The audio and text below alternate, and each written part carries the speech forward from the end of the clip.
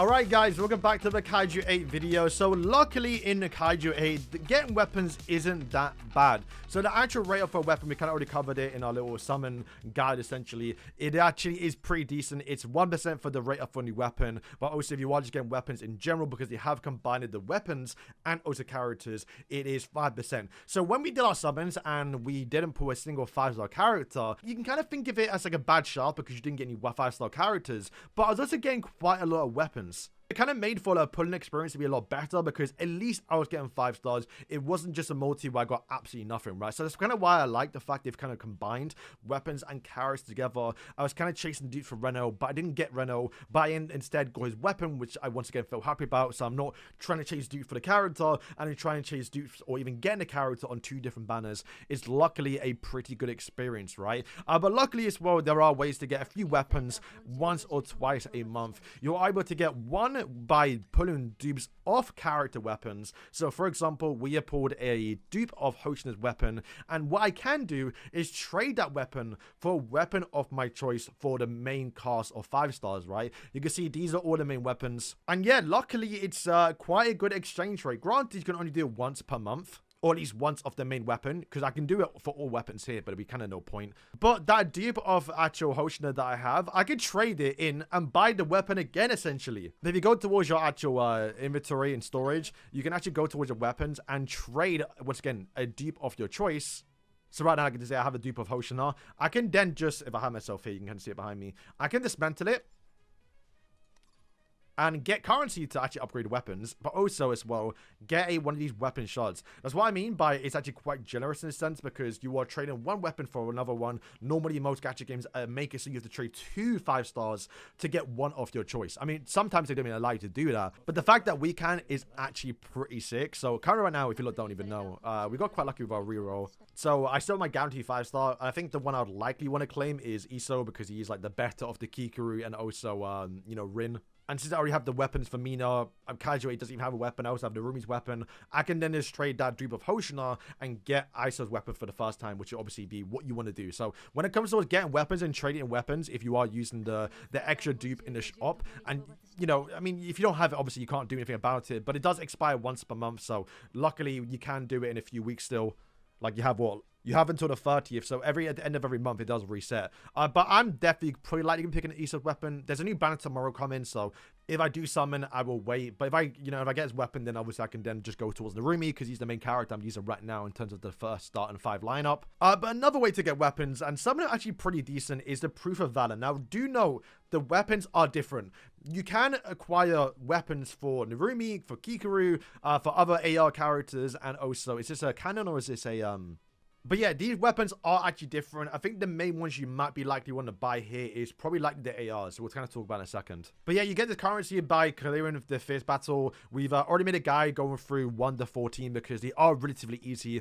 In this game, the way the game works is that characters do so much more damage towards you. You can kind of think of it as a debuff if you are lower than them. So getting characters to level 70 is basically what you should be doing. There's also a limited time fierce battle one coming on the 16th. And it's very likely we're going to get more currency for this mode, or if not, you still likely probably want to bring 8 characters, so it's something you lot should be working towards anyway. But I believe you only have to 3-star up until 10, or even like 1 or even 12 or 11. I mean, you can still clear up towards 14, maybe even 15, not even 3-star in it. As long as you get enough actual currency, you can then buy a weapon, because we've 3-starred up until 14, and currently right now there's to buy a weapon of our choice.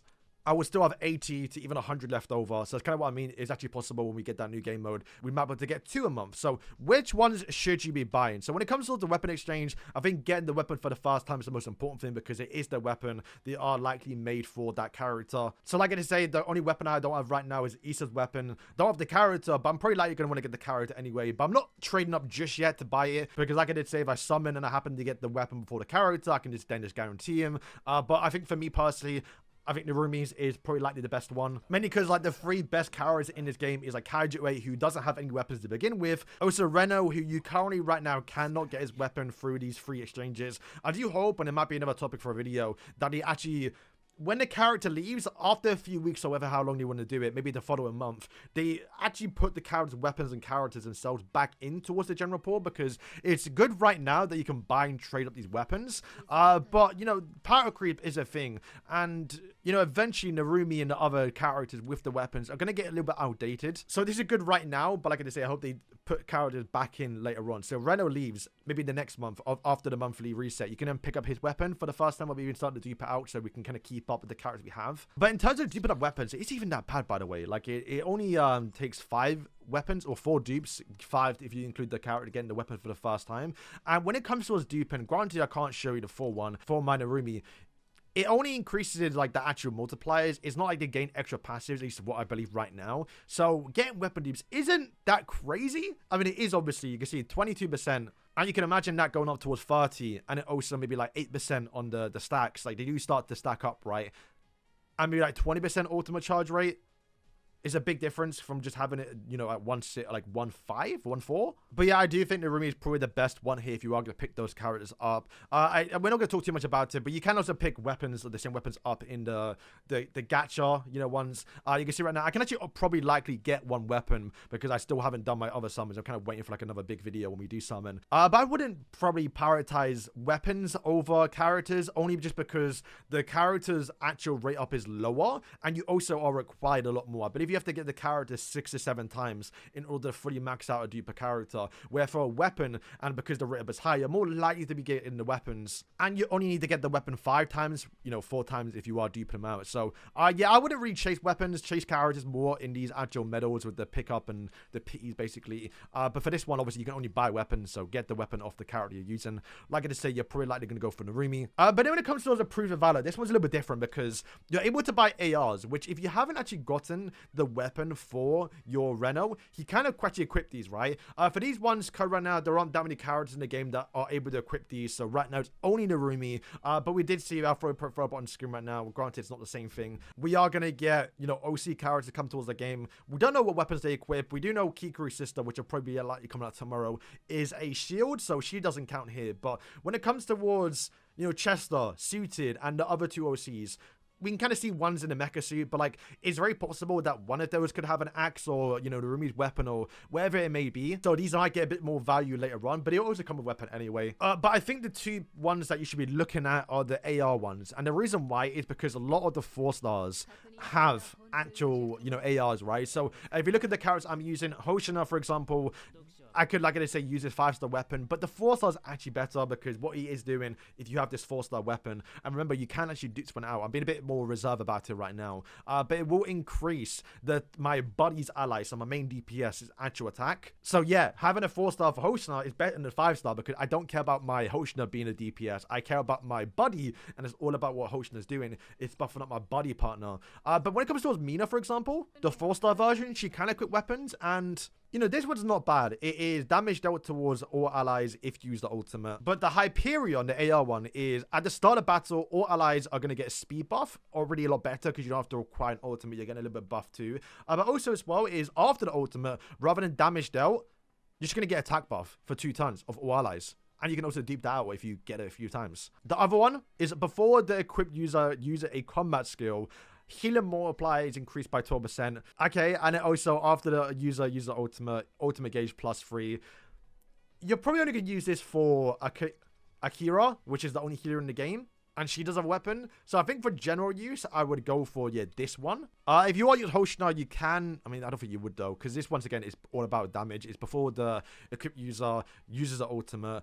You get attack buff, but only to the equipped user. So it's not really buffing up your allies. Once again, this one's all about buffing up, you know, the damage of the character. I don't know if it's a cannon. I think it's a minigun. So it's only going to be for Rin. If it is for a cannon, then once again, it's only for 5-star Mina, which you don't care about. So to be fair, the only one you should really be buying is the AR Hyperion because it's the only one that buffs up the allies. It's just one to buff up allies. No, it's once again, it's just damage towards the character. That's like 4-star Kikuru. So it doesn't really matter. So yeah, literally the only one you should be buying is this one here. Because then you can equip it towards Mina. And if you're not also doing it, you can put it towards Rio. If you are using him, once again, because you're splitting teams up sometimes, Rio's also AR character. And he's also another good buffer as well. So just getting more buffs for your allies is pretty good too.